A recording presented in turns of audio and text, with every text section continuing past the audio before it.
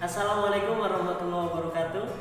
Hai anak-anakku sekalian, bertemu lagi dengan Bapak dalam video pembelajaran IPA kelas 7. Kali ini kita akan membahas tentang rantai makanan dan juga jaring-jaring makanan. Apa itu rantai makanan dan jaring-jaring makanan? Lalu, apa perbedaan keduanya? Mau tahu? Mari kita saksikan video berikut ini.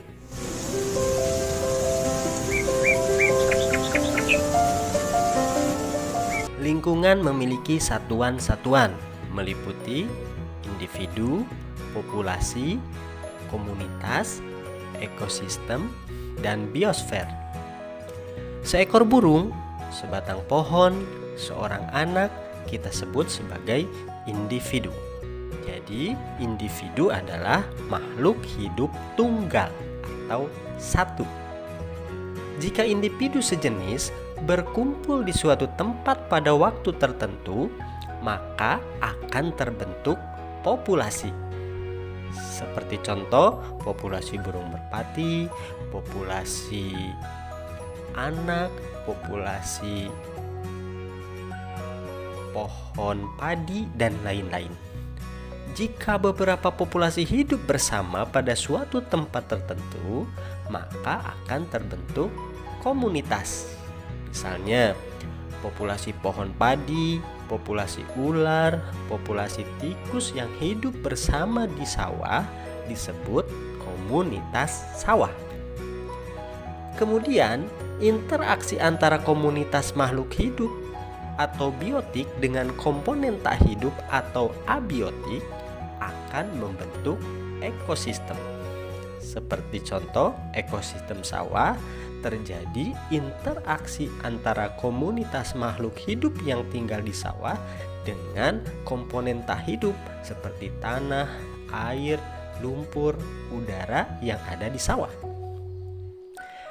Kemudian, jika keseluruhan ekosistem di bumi meliputi semua bagian bumi yang mengandung kehidupan yang berinteraksi dengan lingkungan abiotik yang merupakan bagian dari udara atau atmosfer, hidrosfer atau air, dan tanah atau litosfer, ini disebut sebagai biosfer. Bagaimana? Sudah paham? Anak-anak sekalian, salah satu bentuk interaksi antara makhluk hidup dengan lingkungannya adalah dengan terjadinya proses makan dan dimakan. Nah, proses makan dan dimakan inilah kemudian membentuk rantai makanan dan juga jaring-jaring makanan. Nah, apa itu rantai makanan dan jaring-jaring makanan? Mari simak penjelasan.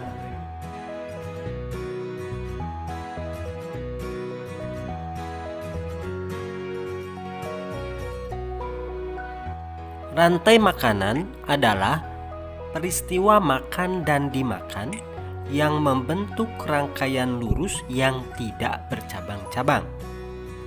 Secara singkat, rantai makanan dapat dilihat pada skema berikut ini. Tiap tingkat dalam rantai makanan disebut tingkat tropik. Tingkat tropik pertama diduduki produsen, tropik kedua diduduki konsumen 1, tropik ketiga diduduki konsumen 2, dan seterusnya.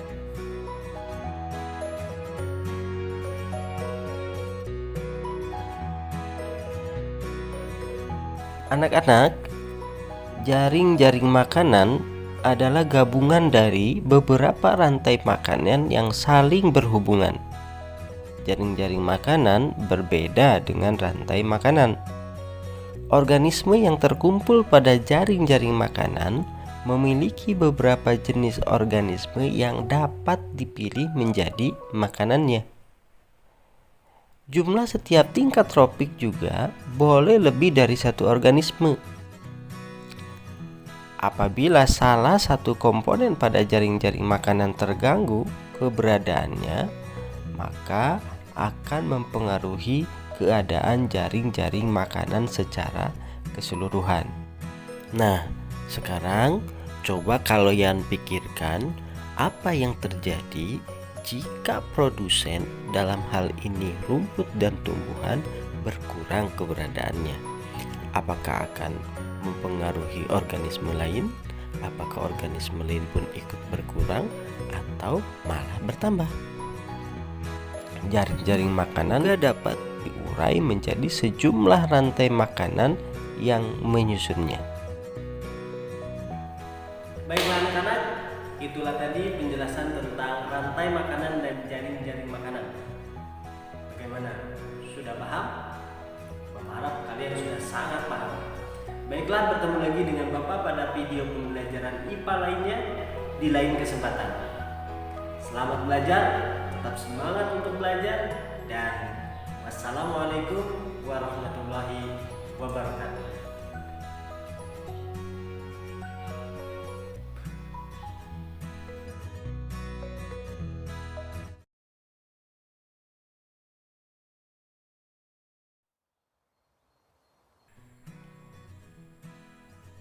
Assalamualaikum warahmatullahi wabarakatuh. Hai anak-anakku sekalian, bertemu lagi dengan Bapak dalam video pembelajaran IPA kelas 7. Kali ini kita akan membahas tentang rantai makanan dan juga jaring-jaring makanan. Apa itu rantai makanan dan jaring-jaring makanan? Lalu apa perbedaan keduanya? Mau tahu? Mari kita saksikan video berikut ini.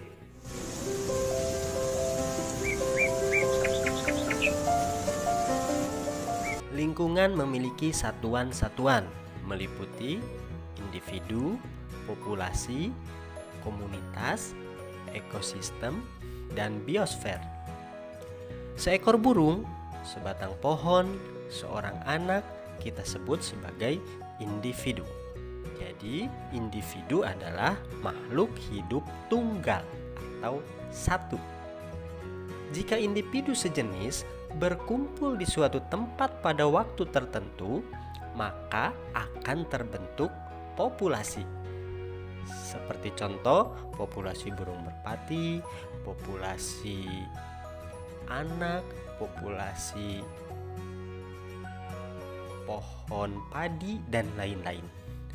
Jika beberapa populasi hidup bersama pada suatu tempat tertentu, maka akan terbentuk komunitas.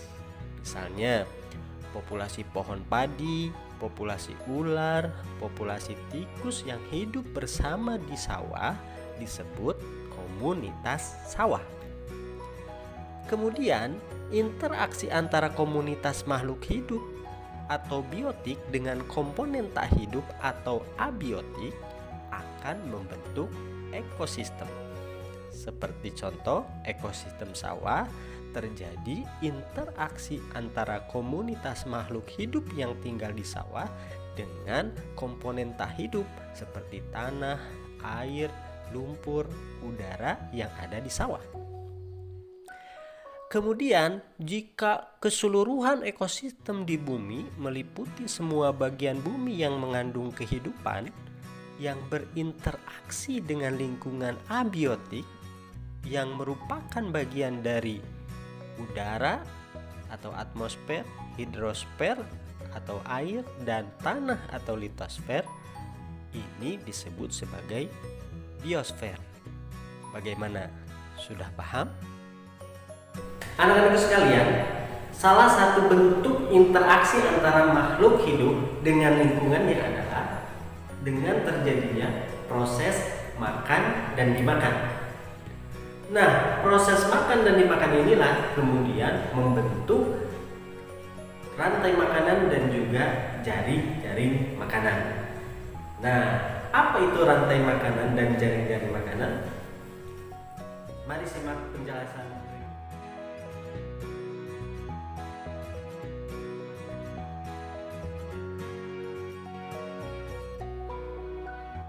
Rantai makanan adalah peristiwa makan dan dimakan yang membentuk rangkaian lurus yang tidak bercabang-cabang. Secara singkat, rantai makanan dapat dilihat pada skema berikut ini. Setiap tingkat dalam rantai makanan disebut tingkat tropik. Tingkat tropik pertama diduduki produsen, tropik kedua diduduki konsumen 1, tropik ketiga diduduki konsumen 2, dan seterusnya.